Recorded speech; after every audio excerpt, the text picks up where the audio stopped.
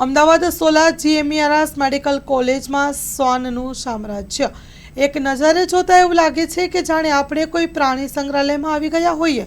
એવા તો શ્વાનના ઠાઠ જોવા મળી રહ્યા છે।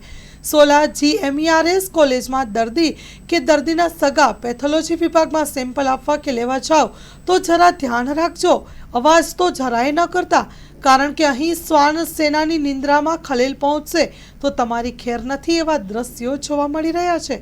કોલેજમાં કોઈ વિદ્યાર્થી નારાજ થઈ જાય તો ચાલશે, પરંતુ આ સેનાને કોઈએ કંઈ કહેવું નહીં એવો આદેશ કદાચ અધિકારીઓએ પણ આપ્યો હોય તો નવાઈ પણ નથી।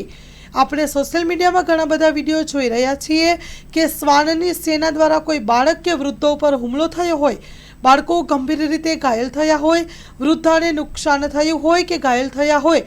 કોલેજમાં આ તંત્ર જાગે તો હાલ તો લાગી રહ્યું છે કે તંત્ર ઘોર નિંદ્રામાં જ આ શ્વાનોની માફક સૂતું છે।